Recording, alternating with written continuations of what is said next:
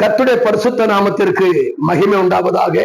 பிரியமான தேவஜனமே, தொடர்ந்து இந்த 12ஆம் மாதத்தினுடைய இயேசு கிறிஸ்துடைய வருகையை குறித்து, அவர் இந்த பூமியில வாழ்ந்த காலத்தை குறித்தும், அவர் செய்த தொண்டு காரியங்களை குறித்தும், அவர் சீசனை உருவாக்கின விதத்தையும், அவர் எப்படி மாதிரியாக இருந்தார் என்பதை குறித்தும் நாம் தொடர்ந்து தியானித்துக் கொண்டு வருகிறோம்.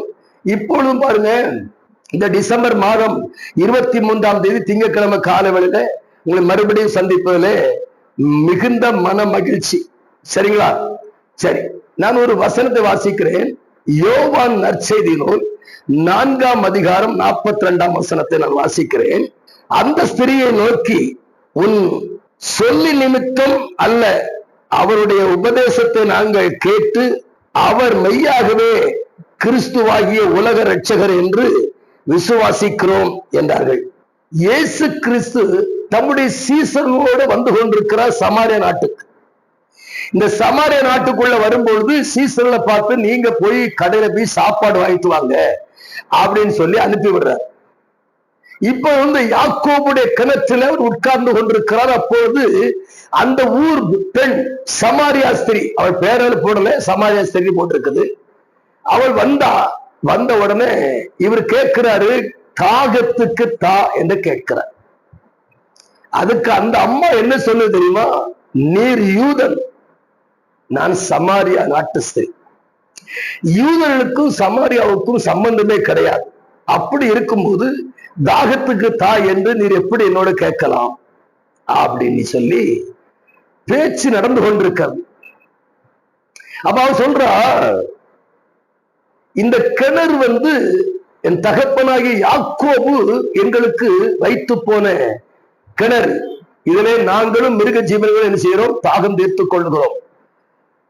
எங்கள் தகப்பனாகிய யாக்கோபு பெரியவராயிருந்தார் அப்படின்னு சொல்லி பேசிக்கிட்டு வரும்போது இவர் சொல்றாரு, தாகத்துக்கு தானி கேட்டேன், நீ தரமன்ற, நான் உனக்கு குடிக்க கொடுக்கிற தண்ணீரை குடித்தால் மறுபடியும் உனக்கு தாகம் உண்டாகாது அப்படின்றார். அவளுக்கு ஒரு பெரிய சந்தோஷம். என்னன்னு கேட்டாச்சுன்னா, ஒரு பக்கம் சந்தோஷம், இன்னொரு பக்கம் ஒரு கலக்கம். இவர்கிட்ட எப்படி நம்புறதுன்னு அப்படி இருக்கும்போது, கிணறு ஆழமா இருக்கிறது, இடத்துல கயிறு இல்லை, எப்படி எனக்கு தருவீர் அப்படின்னா, இந்த தண்ணீரை குடிக்க கொடுக்கிறவருக்கு மறுபடியும் தாகம் உண்டாகும்.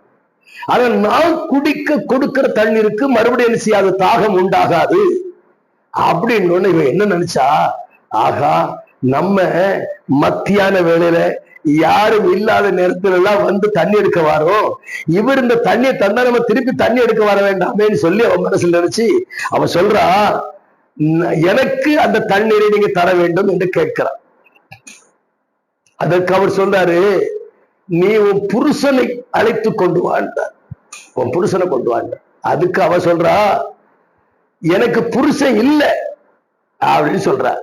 அப்ப அவர் சொல்றாரு, உனக்கு ஏற்கனவே 5 புருஷர்கள் இருந்தார்கள், இப்பொழுது இருக்கிறவனும் உனக்கு புருஷன் இல்லை அப்படின்னு சொன்ன அந்த அம்மாவுக்கு ஒரு பெரிய பதட்டம் என்னடா நம்ம வாழ்க்கையில யாருக்கும் தெரியாத விஷயத்த வெளியூர்ல இருந்து வந்த இவர் சொல்றாரு, அப்ப இவர் யார் அப்படின்னு அவளுக்கு ஒரு பெரிய கேள்வி. இவர் யார்? என்னுடைய அந்தரங்கத்தை பார்க்கிறாரு, என் அந்தரங்கத்தை சொல்றாரு, இவர் யார் அப்படின்னு அவளுக்கு ஒரு பெரிய கலக்கம் உண்டாயிற்று. அப்ப நீர் யார் அப்படின்னா, பாருமா, நீ ஏற்கனவே இப்படிப்பட்ட வாழ்க்கை வாழ்ற, இந்த வாழ்க்கை உனக்கு நிரந்தரம் இல்லை அப்படின்னு சொல்லிட்டு அவளுக்கு ஆலோசனை கொடுக்கிறார். அந்த ஆலோசனை அவ கேட்கிறா. கேட்டுட்டு என்ன சொல்ற அப்படின்னா, தீர்க்கதரிசி ஒருத்தர் வருவாரு, அவர் சொல்லுவாரு அப்படின்னா, உன்னுடனே பேசுகிற அவர் தான் நான் அப்படின்னு சொன்ன உடனே குடத்தை வச்சா நேர ஊருக்குள்ள ஓடிச்சா. பிரியமான தேவஜனமே, தன் இருதயத்தில் இருந்த பாதிப்புகளை கர்த்தர் மாற்றிட்டார், இயேசு மாற்றிட்டார். இருதயத்துல ஒரு பாதிப்போடு இருந்தா, வருத்தத்தோடு இருந்தா, வேதனையோடு இருந்தா, மற்ற மக்களை போல தலை நிமிர்ந்து அவளால் நடக்க முடியல, தலை குனிந்து நடந்தவள் தான். ஆனா இயேசு சந்தித்த பொழுது அவர் தலை நிமிர ஆரம்பித்தது.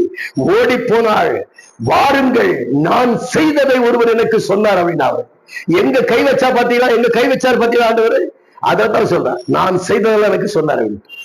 நாம் ஜெபிப்போமா? மகா பரிசுத்தமும் கிருபையும் இரக்கம் நிறைந்த எங்கள் அன்பு பிதாவே, மன மகிழ்ச்சியான ஆசீர்வதிக்கப்பட்ட இந்த நல்ல அருமையான காலை வேளையில ஆண்டவரே, முழு இருதயத்தோடும் முழு ஆத்மாவோடும் முழு மனதோடும் அன்பு கூர்ந்து வாழ எங்களை ஒப்புக் கொடுக்கிறோம். இந்த வார்த்தைகள் என்னுடைய வாழ்க்கையில் அப்படியே முத்திரையாய் பதிக்கப்படட்டும். ஆசீர்வதிங்க. இயேசுவின் நாமத்தில் ஜெபிக்கும் நல்ல பிதாவே. ஆமென், ஆமென். God bless you.